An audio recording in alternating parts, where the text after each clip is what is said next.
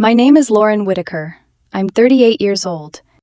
And the strange thing about the moment your life begins to come apart is that it almost never sounds like a disaster when it starts. There's no thunder, no shattered glass, no cinematic moment where the music swells and everyone in the room suddenly understands that something irreversible has just happened. Sometimes it starts with a sentence. Something so casual, so polished, so easy to laugh off, that for one stupid second, you actually try to convince yourself it didn't land the way it did. 3 days ago, I still thought I had a man who loved me. Or maybe that's not true. Maybe 3 days ago, I still loved the version of him I had been defending in my head. His name is Adrian Cole. We had been together for 3 years. We met at a fundraising event for a children's hospital, one of those overlit hotel ballroom nights where everyone wears name tags and pretends they aren't checking each other's shoes. Adrian was magnetic the first time I saw him. Not loud, not flashy exactly, just polished in a way that made people lean toward him without realizing they were doing it. He worked in luxury brand partnerships for a high-end retail group. He knew how to talk to people. He knew how to make everything sound elevated, exclusive, intentional, curated. I'm an operations manager for an electrical contracting company. Not glamorous, not impressive in the way his world measures impressive, but stable, honest, useful. The kind of job that pays well because real things need to keep working, whether anyone posts about them online or not. I made good money. Not private jet money, not buy a handbag that costs more than a used car money, but enough to own my condo, max out my retirement account, help my mother when she needs it, and sleep peacefully at night. I was proud of that life. At least, I used to be. Adrian always liked beautiful things. That didn't bother me in the beginning. He liked designer loafers, expensive watches, perfect lighting in restaurants, little details most people missed. I actually found it charming at first, the way he could talk about texture, tailoring, and presentation like they mattered spiritually. And to be fair, he earned well too. So when he spent money on himself, I didn't care. What I didn't see right away was the shift. It happened slowly, the way rot does. He started spending more time with a new crowd, mostly women and their husbands from some boutique fitness club downtown. Women with glossy hair and curated kitchens and captions about gratitude written under photos of champagne on yachts. Their husbands were surgeons, hedge fund managers, startup founders, men whose names were always followed by titles and numbers and square footage. After a while, Adrian started coming home from dinners with them quieter than usual. Not thoughtful. Dissatisfied. My car was suddenly practical, in a tone that made the word sound like a diagnosis. My condo was cozy. My favorite neighborhood restaurant was fine, which in his mouth meant slightly embarrassing. Even the sweaters I wore on weekends, clean, soft, ordinary sweaters, became the kind of thing he looked at for half a second too long before asking whether I'd ever thought about upgrading my basics. I noticed. Of course I noticed. But when you love someone, you can make 1,000 excuses for a change you don't want to name. He's stressed. He's tired. He's around shallow people too much. He doesn't mean it like that. That was the lie I kept handing myself. Then came Tuesday. He had invited me over for dinner to his apartment. Seared salmon, roasted potatoes, candles lit for no reason other than he liked the atmosphere. It should have been intimate, familiar, us. Instead, I remember the glow of his phone more clearly than I remember the food. I was halfway through telling him about a subcontractor delay at work when he started scrolling, not even pretending to listen. Then he smiled down at his screen and said, "Oh my God. Vanessa's husband surprised her with a Birkin for their anniversary." I looked up. "Okay." He laughed softly. "Okay." I cut into my salmon. "I mean, good for Vanessa?" He tilted his head. "Lauren, do you even know what a Birkin is?" There are moments that only become important in hindsight. That was one of them. because it wasn't really a question. It was a setup. I shrugged. A designer bag? He leaned back in his chair and let out this little laugh. Not warm, not teasing, not affectionate. The kind of laugh people use when they want to invite an invisible audience into the room with them. A designer bag, he repeated. That's adorable. I felt my shoulders tighten. What does that mean? It means, he said, still looking at me like I was something quaint. It's not just a designer bag. It's a Birkin. There's a difference. I took a sip of water. I'm sure there is if you care. His expression changed slightly. Not hurt, annoyed. That, he said, pointing at me with his fork, is exactly the problem. I set my glass down. What problem? You reduce everything, he said. Luxury, taste, ambition, standards. You always make it sound silly if you don't personally value it. I stared at him. Not because I didn't understand the words. Because I did. And because I had the distinct, nauseating feeling that this conversation had started long before I sat down at that table. I'm not reducing anything, I said carefully. I'm saying I wouldn't spend $30,000 on a handbag. That's because you don't think that way. I almost laughed. Think what way? Bigger, he said. The room went very still. I can still remember the candlelight flickering between us, and how absurd it felt that something so ugly could be happening in such a beautiful room. Bigger, I repeated. He sighed like I was exhausting him. Forget it. No, I said. Don't do that. Don't say something condescending and then act like I'm the one creating tension. What exactly are you trying to say? He rubbed his jaw, already irritated that I was making him own it. I'm saying, he said, sometimes I feel like you're too comfortable with smallness. That did it. Not because it was loud. Because it was calm. People think the cruelest things are screamed. They're not. The cruelest things are often delivered in a reasonable tone, with perfect posture, over expensive plates, by someone who knows exactly how to make you question your right to be offended. I looked at him for a long moment. Then I asked, very quietly, "Do you hear yourself?" He rolled his eyes. "Lauren, don't be dramatic." There it was. The ancient little trick. Insult. Minimize reaction. Blame reaction. I pushed my chair back. He blinked. What are you doing? I'm going home. Over this? I grabbed my bag. No, not over this.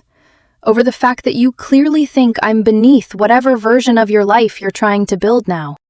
That is not what I said. It's exactly what you said. You just used prettier words. He stood too. You are twisting this. I looked at him. Really looked at him.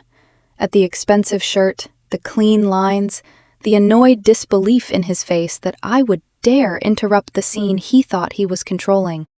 And some part of me, some quiet, exhausted part, whispered, "Pay attention." So I did. I'm leaving, I said. He threw one hand in the air. Fine, go. I did.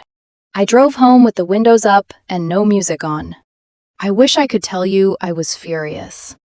I wasn't. Not yet.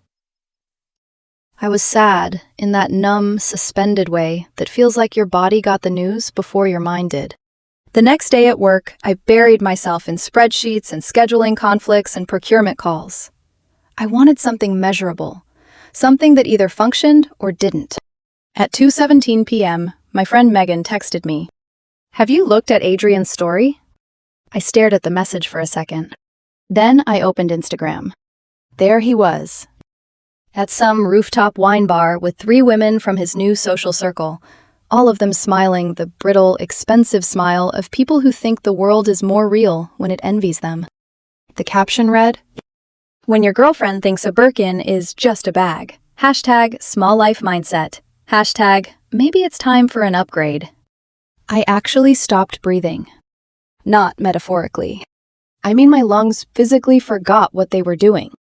Because humiliation is strange like that. It doesn't always hit as heat. Sometimes it hits as silence. And then I saw the comments.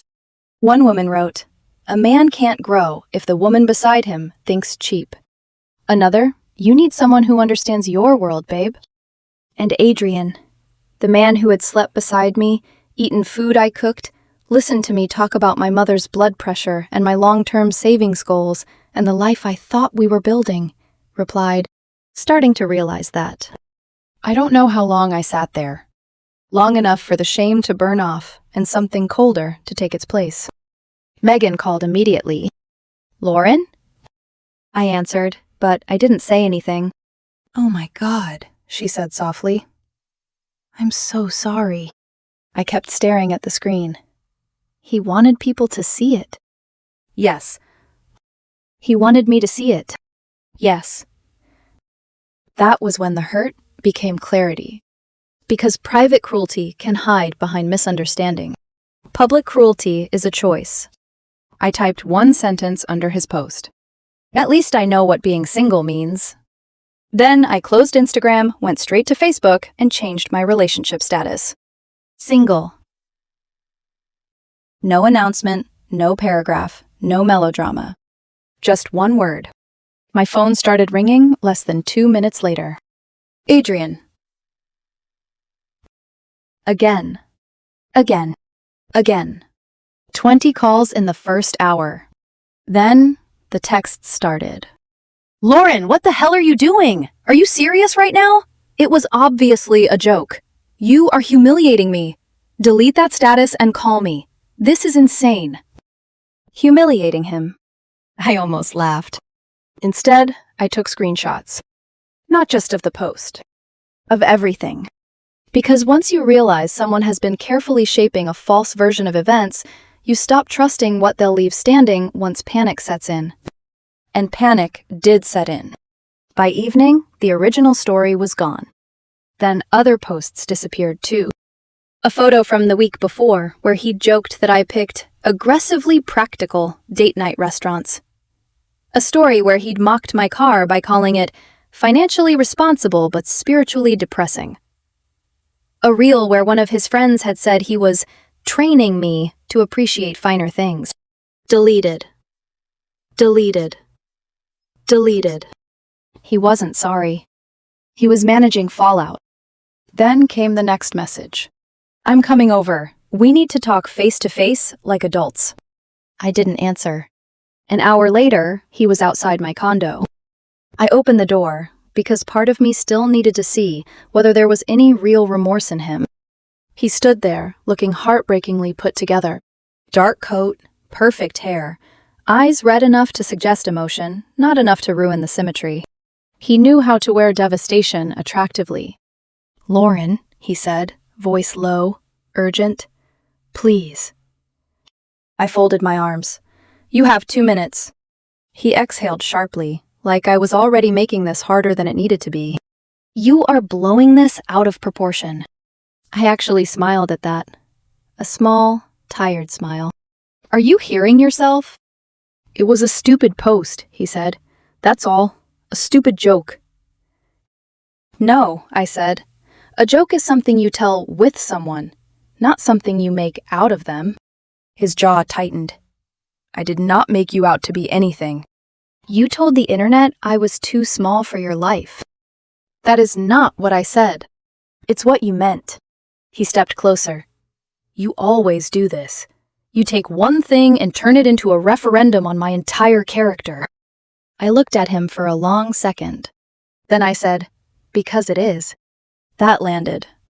I saw it. For the first time all evening, something real flickered in his face. Anger. Then, just as quickly, it disappeared. He reached for my hand.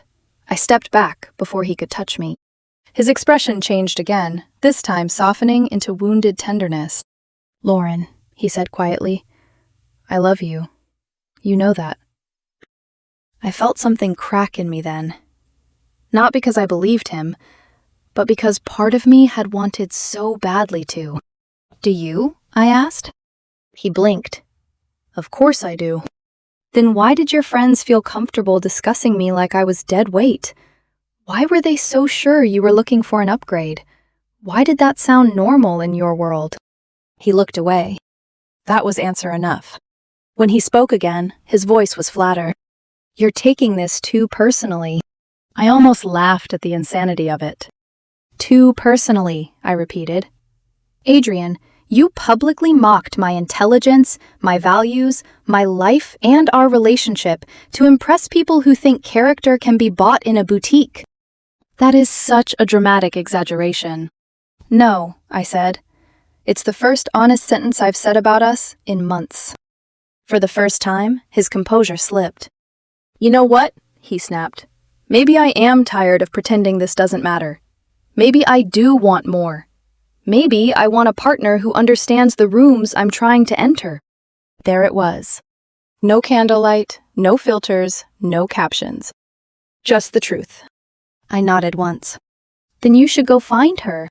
His face changed immediately. He hadn't meant to say it that plainly. Men like Adrian rarely do. They prefer implication. It leaves more room to retreat. Lauren, he said, softer now. That's not... It is, I said. And thank you. For what? For finally being honest enough to make this easy. His eyes hardened. You will regret doing this in anger. I'm not angry. That unsettled him more than if I had screamed. Because anger still means attachment. What I felt, standing there in my own doorway, looking at this beautiful, disappointing man, was something much worse for him. Recognition. I'm done, I said. His voice dropped. 3 years. You're throwing away 3 years over one post. I shook my head. No, I said. I'm ending 3 years because one post finally showed me the truth about all the rest. And before he could reorganize his face into whichever expression he thought might work next, I closed the door. The strange thing about humiliation is that it does not always leave you shattered. Sometimes it leaves you organized. The morning after Adrian came to my condo, I woke up before my alarm with that awful, sharp clarity heartbreak sometimes gives you. The kind that makes your whole body feel like it has already made a decision your heart is still begging to appeal. For about 5 minutes, I just lay there staring at the ceiling. No tears, no dramatic collapse, just a strange, almost clinical awareness that the life I had been defending was over, and what came next would depend entirely on whether I let him keep rewriting the story. Because that was what men like Adrian did best. Not lie, exactly. Not in the clumsy, obvious way. They curated. They edited. They tilted the frame just enough so that by the time people saw the picture, they were already seeing what he wanted them to see. And I knew, with the kind of certainty that lands cold in your stomach, that he was not going to let himself be the villain if he could help it. By 8:15 a.m., Megan had already texted me 3 more screenshots. He had moved from Instagram to Facebook, then to X, then to Stories again. No names, of course. No direct mention of me. He was too practiced for that. But everything about it was obvious. One post read, "When you try to grow with someone and they punish you for having standards." Another, "Some people are deeply committed to staying comfortable. They'll call your ambition cruelty just so they never have to confront their own mediocrity." Then came the worst one. A black screen with white text. "Never dim yourself to protect someone else's insecurity." I stared at it until my coffee went cold. Megan called while I was still in the kitchen. "Tell me you've seen this," she said without preamble. "I've seen it." "Lauren, this is unhinged." I leaned against the counter. "No, it's calculated." There was a brief silence. Then she sighed. "That's worse." "Yes," I said. "It is." I got ready for work slowly, deliberately. Navy blouse, black slacks, hair tied back, minimal makeup. Not because I cared how I looked for him anymore, but because I needed to feel like myself. The version of me untouched by his performance. On the drive-in, I kept thinking about that dinner. The salmon, the candlelight, the way he had said bigger like he was offering me wisdom instead of contempt. It hit me then that the post had not come from nowhere. It had not been a one-time lapse or an impulsive joke gone wrong. It had been the public reveal of a private campaign. Months of subtle corrections, months of raised eyebrows, months of making my preferences sound provincial and my stability sound unsexy. The post had just been the first time he forgot to disguise it. At work, I made it through exactly 11 minutes before my phone buzzed again. This time, it was Adrian. Not a call. A paragraph. I am trying very hard to be mature about this, but what you did yesterday was humiliating and unnecessary. My family is asking questions. Clients follow me. People are making assumptions because of your impulsive reaction. If you ever cared about me at all, you'll take down the status and stop escalating this. I read it twice. Then I laughed. Not because it was funny, because it was so transparent. He was trying very hard to be mature. That line alone was almost art. I typed back, "You humiliated yourself. I just stopped protecting you from the consequences." He responded almost instantly. "So that's what this is? Punishment?" I looked down at the screen, and for the first time since everything broke, I felt no confusion at all. "No," I wrote. "It's an ending. Learn the difference." Then I muted the thread. But by noon, it became obvious silence was no longer neutral. Mutual friends started reaching out. Some gently, some awkwardly, some pretending to just check in, while very clearly fishing for the version of events Adrian had not given them. A woman I barely knew messaged me, "I'm sure there are two sides to this. Breakups are always complicated." That one irritated me more than it should have. Because no, not everything has two equally valid sides. Sometimes one side is a person making their partner the punchline in front of strangers, and the other side is the partner deciding she will not tolerate it. Complicated was not the word. Convenient was. At 1:40 p.m., I stepped into an empty conference room, closed the door, opened my laptop, and laid every screenshot out in order. The original post, the hashtag, the comments from his friends, his reply. Starting to realize that. The follow-up stories about standards, ambition, and insecurity. The deleted posts Megan had saved months earlier because, in her words, Adrian had been getting weird online. There was one I had never seen before. A picture of the dashboard of my Honda, taken from the passenger seat while I was driving. Caption: "Nothing humbles a man like realizing your girlfriend thinks heated cloth seats are all a car needs." He had posted that 2 months ago. 2 months. And I had no idea. I sat back in the chair and stared at the screen until something in me hardened. Because betrayal is one thing. Discovering you were being slowly mocked behind your own back while still showing up in love every day, that does something uglier. That turns grief into resolve. I made my post at 2:07 p.m. No insults, no swearing, no theatrics. Just this. Since there seems to be some confusion about why my relationship ended, here are the facts. I did not end a 3-year relationship over a joke. I ended it because the man I loved publicly mocked my values, my life, and our relationship to entertain people who measure worth in labels and appearances. Respect is not insecurity. Privacy is not mediocrity. And no one should be expected to stay with someone who needs an audience to feel superior. Then I attached the screenshots. All of them. I stared at the post for a full 10 seconds before hitting publish. My finger barely shook. The response was almost immediate. Megan commented first. "Proud of you." Then my cousin Elise. "You never deserved this." Then, unexpectedly, Adrian's aunt. "I am so sorry, Lauren. This is not how he was raised." That one sat in my chest for a while, because it told me something important. He had already started losing the illusion of support. And once cracks form in a performance-built life, they spread faster than people think. By 3 p.m., my phone was a living thing. Texts, messages, missed calls. Notifications stacking so fast I had to turn the sound off. Some were supportive. Some were nosy.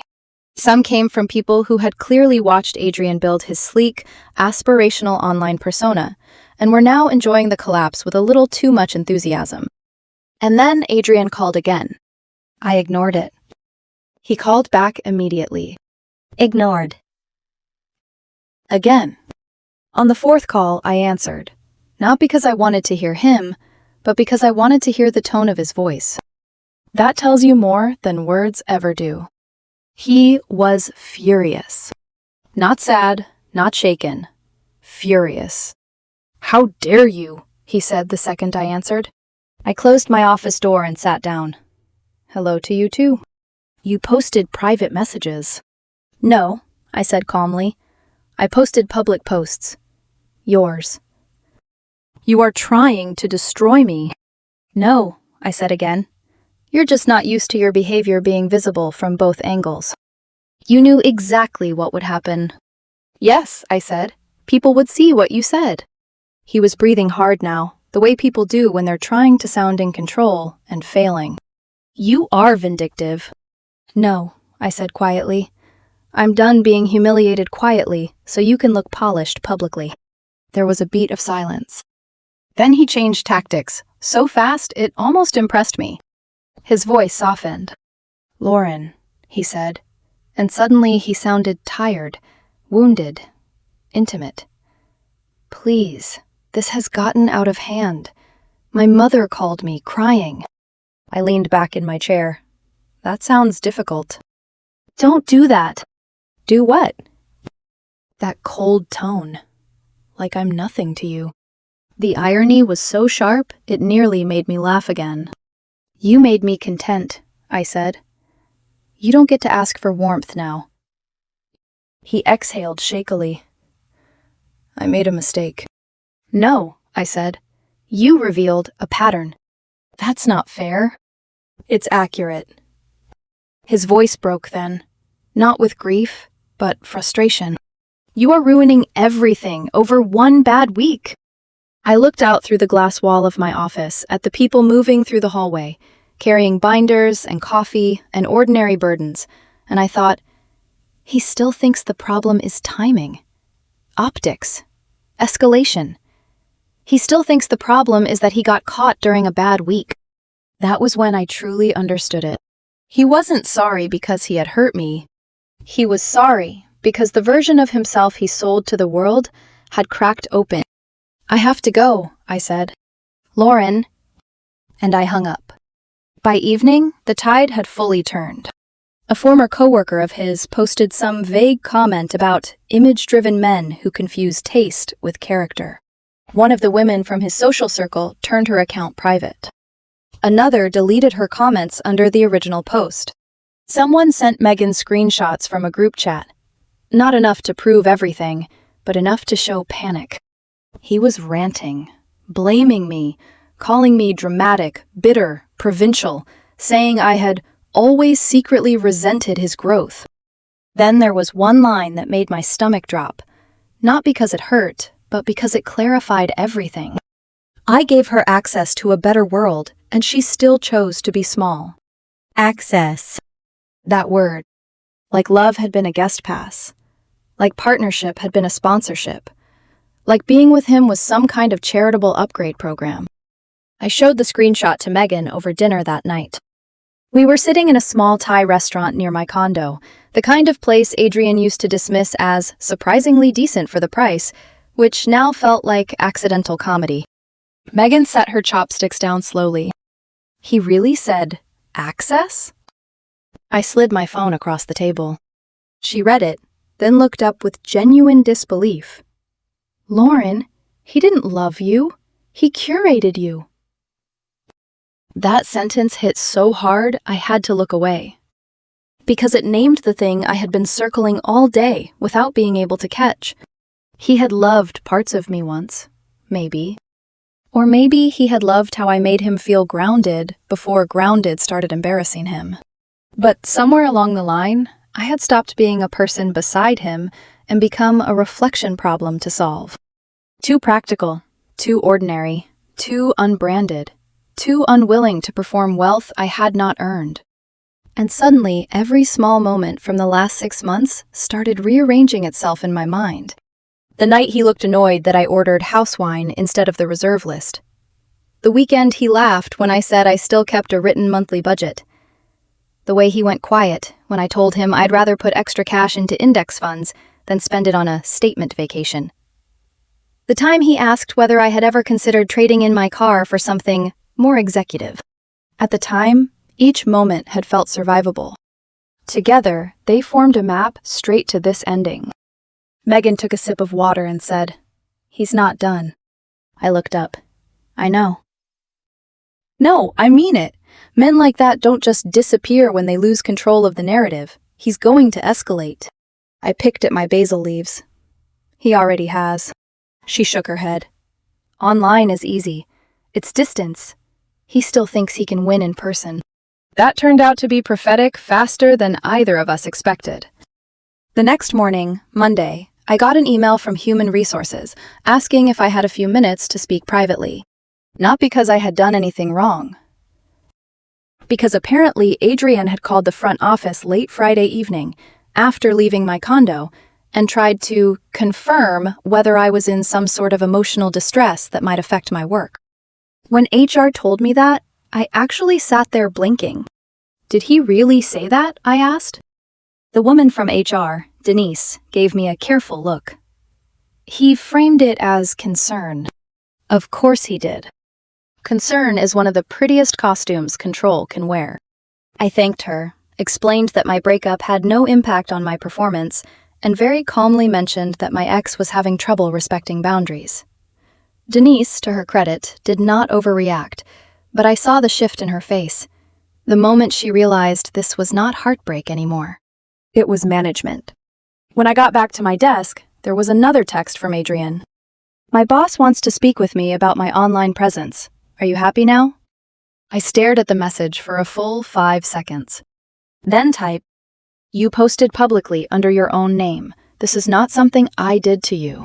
He replied immediately, "You knew they'd see it." I put the phone face down.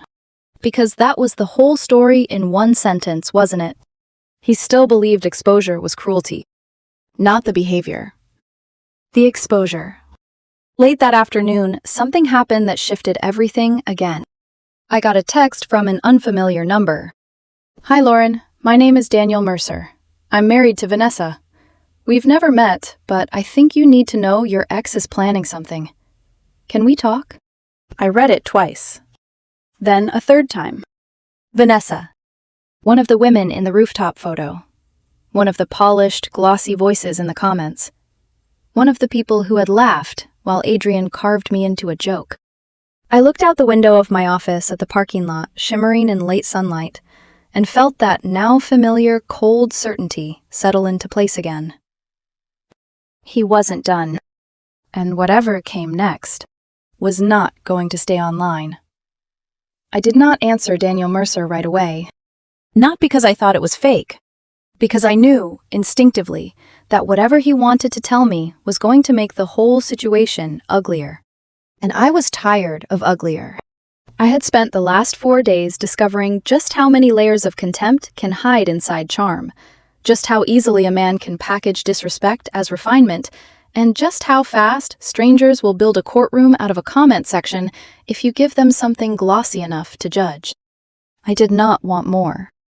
But want had stopped mattering somewhere around Adrian's rooftop post. So I texted back. "Tomorrow, 4:30, public place." He replied with the name of a coffee shop downtown, expensive enough to be anonymous, quiet enough to talk. The next afternoon, I parked across the street and sat in my car for a full minute before going in. There's something surreal about meeting a stranger because your ex publicly humiliated you and accidentally detonated 3 other relationships in the process. It felt absurd. Then again, so had most of the last week. Daniel was already there when I walked in.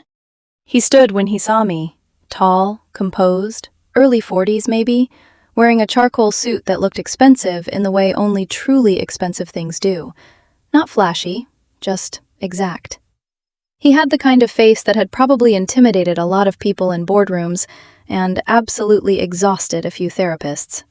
But when he spoke, his voice was calm. "Lauren?" I nodded.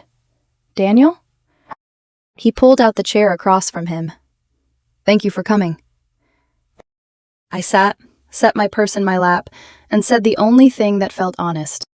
"I almost didn't." That would have been reasonable. A server came over. I ordered tea. He already had black coffee in front of him, untouched. For a few seconds, neither of us spoke. Then he leaned back slightly and said, "I'll be direct, because I think you've had enough performance this week." That almost made me smile. "Please," I said, "be direct." He looked at me carefully, like he was deciding how much truth I could stand at once. "Adrian has been a problem in my marriage for months," he said. I blinked. "Excuse me?" "Not just Adrian," he clarified. "That whole little social orbit. But he's been one of the loudest voices in it. Vanessa used to enjoy nice things without turning them into identity markers. In the last 6 months, that changed." He wrapped one hand around his coffee cup, but still did not drink. "Everything became comparative. Everything became a symbol. The car I bought was suddenly wrong if someone else's husband bought something newer. The vacations were wrong if another couple posted something more exclusive. Gifts weren't gifts anymore. They were scorecards." I watched him, quiet. He gave a humorless smile. "You know what's strange? I can afford most of the things they obsess over. That's the part people always assume should make this easier. It doesn't. In some ways, it makes it uglier, because once expectation loses contact with gratitude, there is no number high enough to satisfy it." I thought of Adrian's voice at dinner. "Sometimes I feel like you're too comfortable with smallness." The memory slid through me like ice. Daniel continued. "Vanessa mentioned your name more than once, usually after wine. She and the others talked about you like you were some cautionary tale, the woman who was keeping Adrian from leveling up." I stared at him. "There are humiliations you prepare yourself for. And then there are the ones that still manage to peel something raw inside you, even after you think there is nothing left to expose." "She talked about me?" I asked. He held my gaze. "Yes." "How?" "With contempt," he said plainly, "but also envy." That caught me off guard enough that I let out a short laugh. "Envy?" "Yes," he said. "You had something they didn't know how to value. Stability, self-respect, a life that matched itself." I looked away for a second. Nobody had said anything like that to me in days. Not because no one cared. Because most people, when faced with public ugliness, default to comfort first. They say, "You're better off," or "He doesn't deserve you," or "It'll all work out." And those things help, a little, but they do not restore shape. What Daniel had just said did. A life that matched itself. I let the words settle before asking, "Why are you telling me this?" He exhaled and finally took a sip of coffee. "Because Adrian is not done," he said. "And because Vanessa showed me their group chat." Something in my chest tightened. What's he planning? Daniel's expression didn't change, but something colder entered his voice. "He thinks he can fix this with a grand gesture.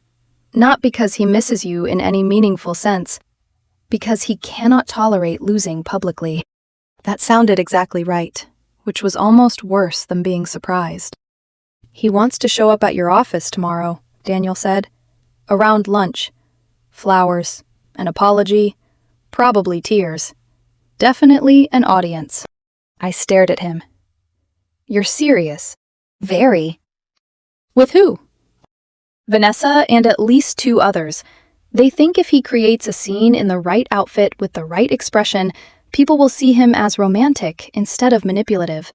Despite everything, I laughed. It came out sharp and disbelieving. "Oh my God." "Yes," Daniel said dryly. That was more or less my reaction. I pressed my fingers against my temple. Part of me wanted to be horrified. Another part wanted to be insulted that he still thought I could be moved by choreography. "What exactly is the plan?" I asked. Daniel's mouth flattened at one corner. "From what I saw, he gives you flowers in the lobby, apologizes loudly enough for surrounding phones to catch it, frames himself as a man fighting for love, and hopes social pressure corners you into softening." "He wants content," I said. "Yes," Daniel replied, "and control." I sat back in the chair and looked out through the cafe window at pedestrians moving in the late afternoon light, everyone carrying grocery bags and laptops and pieces of ordinary life, none of them knowing the woman by the glass was being briefed on a reputational ambush by a stranger in a suit. Absurd did not even begin to cover it. "What made Vanessa show you the chat?" I asked. Daniel gave me a long look. "Because your post embarrassed people who deserve to be embarrassed." That was not exactly an answer, so I waited. He understood. "She's been backpedaling," he said. "Not morally, strategically. This whole situation got too visible. Wives started asking questions. Husbands started reading what was actually written instead of the cleaned-up version. Some people in that group are discovering they sound ugly when screenshots leave the bubble." I nodded slowly.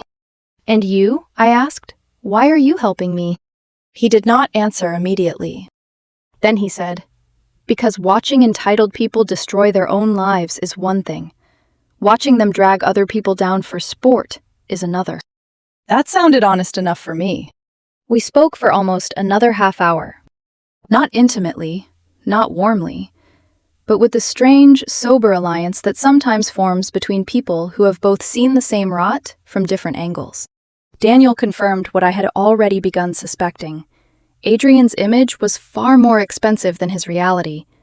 There were debts, credit cards, leases, constant low-grade financial strain, hidden under grooming and curation and strategic posting. He was not poor, not remotely, but he was performing a tier of ease he could not actually sustain. "And that," Daniel said, "is partly why your practicality irritated him." I frowned. "Because it reminded him?" "Yes," he said. "Your life made sense. His life photographed well." That one stayed with me all evening. Your life made sense. His life photographed well. When we stood to leave, Daniel said, "You should warn security." "I will." "And your employer." "I know." He hesitated, then added, "For what it's worth, I don't think this was your fault." I almost smiled. "I know it wasn't." "Good," he said. "A lot of people know things intellectually and still bleed guilt emotionally." That was true enough to make me quiet. We said goodbye outside the cafe and went our separate ways. I drove straight home, called Megan, and told her everything. She was silent for 3 full seconds after I finished. Then she said, "Flowers?" "Yes." "To your office?" "Yes." "With backup women?" "Yes." Oh, he has lost his mind. I sank onto my couch. Apparently. "No," she said. "I mean truly lost it. That is not romance. That is a hostage negotiation in a blazer." I laughed harder than I had in days. It startled me, the sound of it. Like some small living part of me had survived under the wreckage and was reminding me it still could. By 8 p.m., I had emailed Denise in HR and copied building security. Short, factual, calm. I explained that my ex-boyfriend might attempt an uninvited visit and that under no circumstances was he to be given access to my floor. Denise replied in 11 minutes. "Understood. We'll alert the front desk and security team. Let us know if anything changes." Then my direct supervisor, Carla, called me. "First of all," she said, "I'm sorry your personal life has become an administrative situation." That nearly made me laugh again. "Thank you." "Second," she said, her voice turning brisk, "if he shows up, you are not coming downstairs." I wasn't planning to. "Good. I don't care if he arrives with a string quartet and a golden retriever. You stay put." There are very few things in life more soothing than competent women who have seen enough nonsense to react without confusion. I really appreciate this, I said. Carla snorted. Please. Men like that count on social discomfort to get access. We're not giving him a stage. After we hung up, I locked my phone, set it on the coffee table, and sat in the quiet. The condo felt different now. Not emptier. Safer. Maybe because there was no longer anyone in my life subtly teaching me to distrust what felt solid. Maybe because the worst thing had already happened. He had shown me who he was, and I had believed it. Still, I barely slept. Not because I was afraid he would win. Because I was disgusted that I still had to prepare. Friday morning arrived gray and humid. The kind of spring day that makes the whole city feel slightly overripe. I got dressed carefully. Cream blouse, dark trousers, low heels, hair pulled smooth. Armor, but office appropriate. When I reached the building lobby a little before 9, one of the security guards, a broad-shouldered man named Elliot, who usually only nodded at me in passing, stepped closer and said quietly, "You're all set, Ms. Whitaker. We have his photo." For a second, I forgot how to speak. Then I nodded. "Thank you." He gave me a professional half-smile. "No trouble." "No trouble." The words followed me all the way to the elevator. I worked that morning with the strange, sharpened concentration that comes when your body knows something is approaching. I answered emails, reviewed vendor numbers, took a scheduling call, even ate half a salad at my desk around noon. At 12:14 p.m., my extension rang. "Lauren," Denise said, her voice composed and unsurprised, "your ex-boyfriend is in the lobby." "Right on schedule." I closed my eyes for 1 second. "Is he alone?" "No." "Of course not." "He has flowers," she added, and I could hear the deep HR fatigue under her politeness. I almost smiled despite myself. "Naturally. He is requesting that you come downstairs for 5 minutes." "No." "Understood," Denise said. "Stay where you are." I stood and crossed my office to the glass wall overlooking the atrium level 3 floors below. From that angle, I could not hear anything, but I could see enough. Adrian stood near the security desk in a pale blue button-down with the sleeves rolled neatly to the forearms, holding a bouquet of white roses like he was in the final scene of a movie written by someone who had never once mistaken control for love because they were too busy selling it as love. Vanessa was there, another woman from the rooftop, and one I did not recognize. All of them dressed for visibility. One of them already had her phone in hand. Of course she did. Adrian leaned over the desk, saying something to Elliot, who remained expressionless. Then the phone at the desk must have relayed the answer, because I saw it happen in real time. That tiny collapse of confidence in his posture when he realized I was not coming down. He straightened. His face changed. Even from 3 floors up, I recognized the sequence. Charm. Confusion. Offense. Rage. He looked toward the elevators, then toward the upper balconies, as if he could sense I was somewhere above him refusing to participate in his little resurrection. One of the women touched his arm. He shrugged her off. Elliot said something. Calm. Firm. Adrian's mouth moved sharply. Fast now. Harder. He held up the flowers in one hand, gesturing toward the ceiling, toward me, toward the whole building, like his props should have granted him entry. Elliot didn't move. Another guard stepped closer. The woman with the phone lowered it slightly. "Ah!" So this wasn't matching the fantasy. Good. A minute later, Denise called me back and put the lobby speaker near enough for me to hear his voice without me having to answer him directly. "Lauren!" he shouted. Every muscle in my neck tightened. Not because I was tempted. Because I was embarrassed for the memory of myself that once would have run downstairs. "Lauren, this is insane," he called. "I'm trying to apologize." Trying. As though effort itself were noble, regardless of motive. I said nothing. Denise did not ask me to. Adrian's voice rose. You're seriously hiding behind your office now? I watched Elliot step slightly between him and the bank of elevators. The bouquet had started to tilt in Adrian's grip.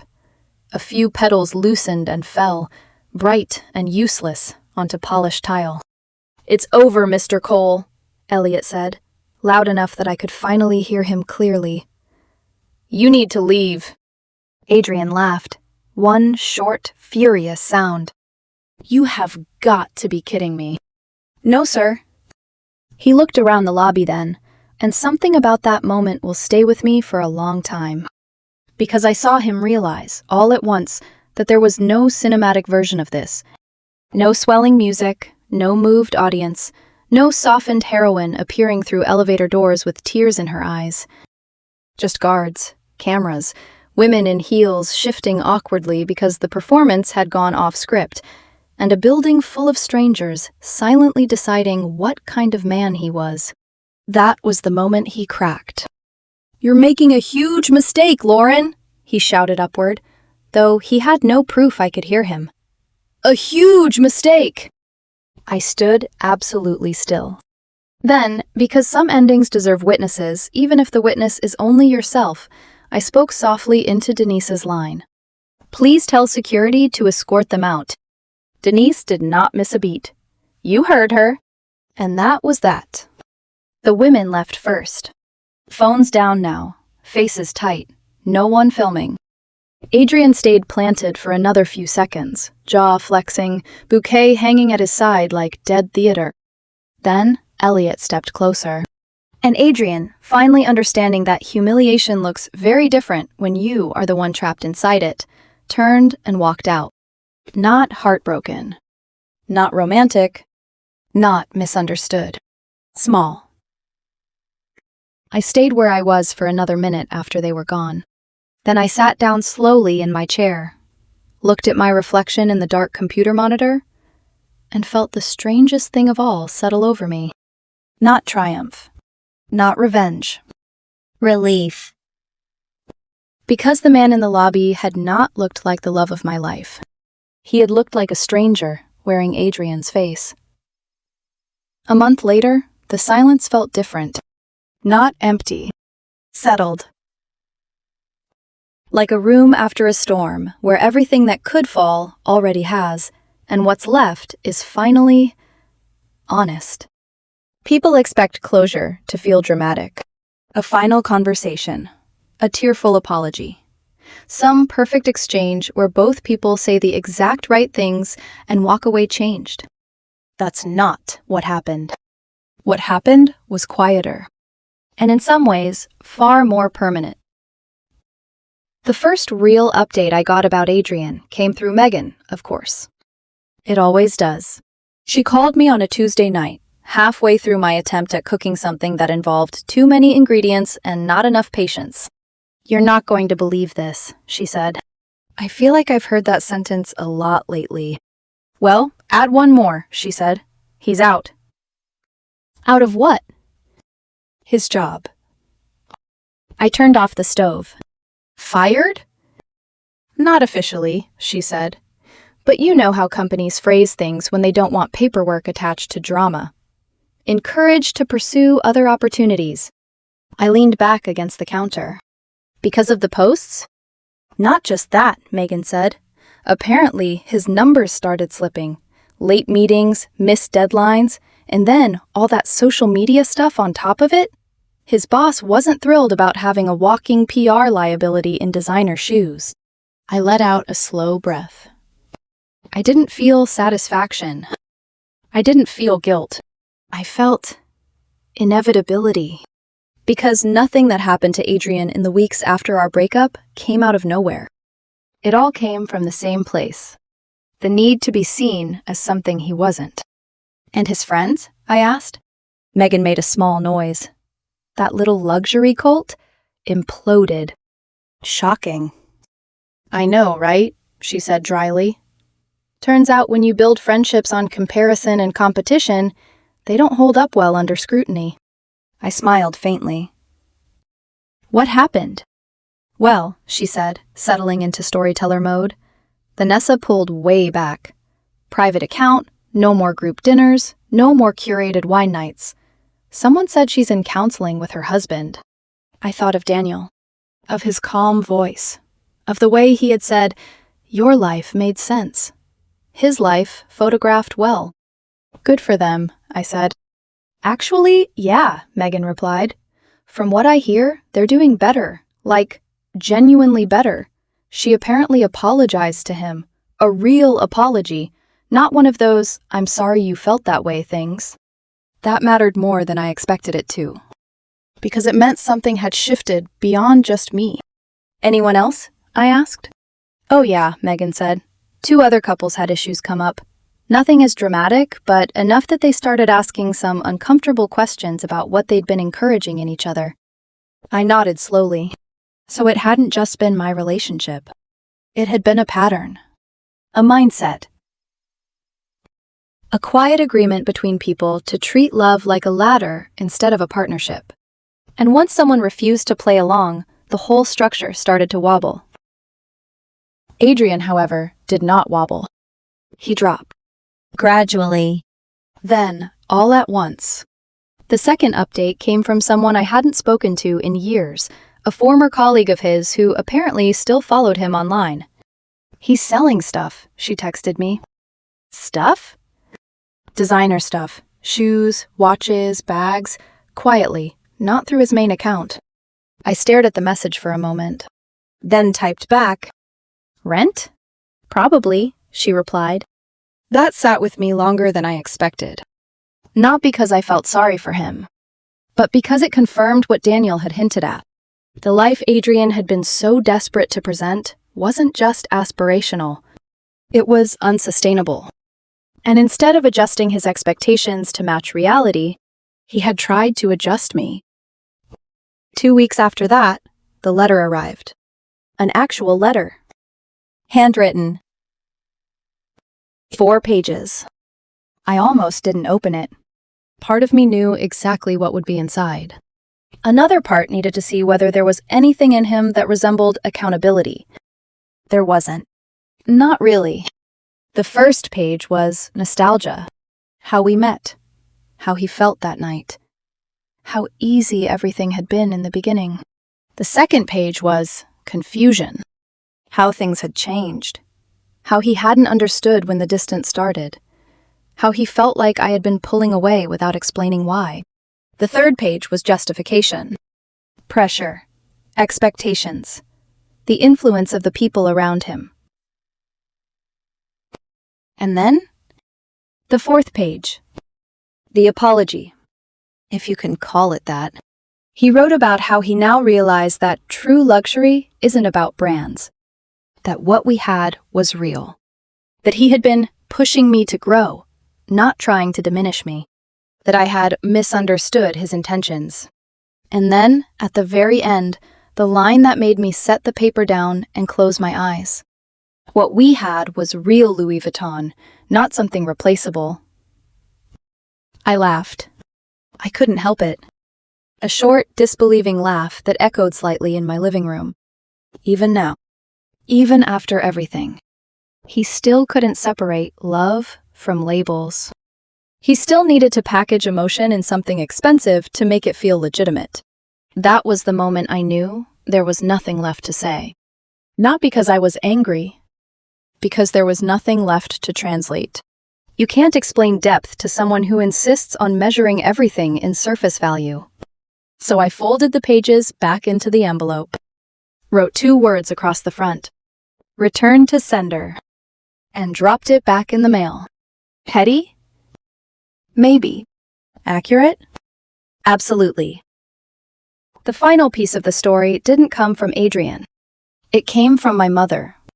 We were sitting at her kitchen table the following Sunday, drinking coffee and pretending not to watch the same sparrow fight the same reflection in her window for the 3rd time in 10 minutes. She had listened to everything over the past few weeks. The post, the fight, the fallout, the letter. She stirred her coffee slowly, then said, "You know what the real problem was?" I looked at her. "What?" "You were building a life," she said. "He was building an image." I smiled faintly. That sounds familiar. Of course it does, she said, because it's simple, and simple things are usually true.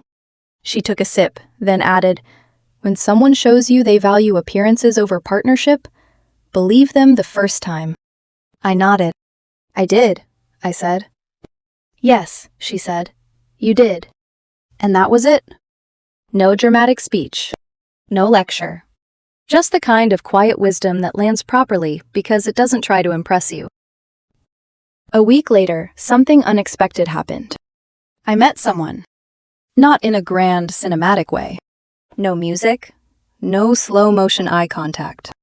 Just a bookstore.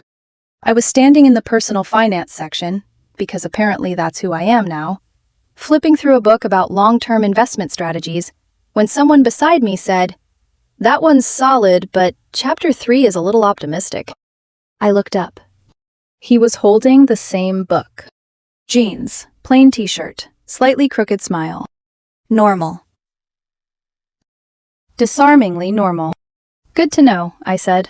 I like realistic optimism. He laughed. Same. We ended up talking for 20 minutes. Then coffee. Then another coffee a few days later. His name is Ethan Brooks.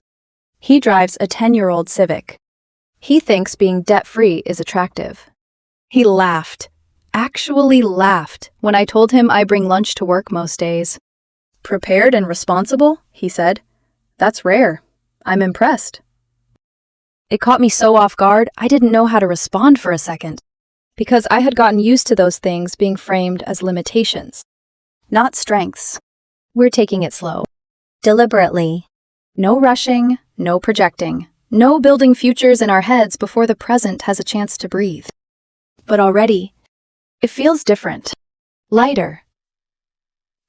Not because it's less serious, because it's more honest. Adrian tried one last time. Of course he did. A fake account. A single comment under one of my posts. Still bitter, I see. I stared at it for a moment. Then typed back. No, just clear.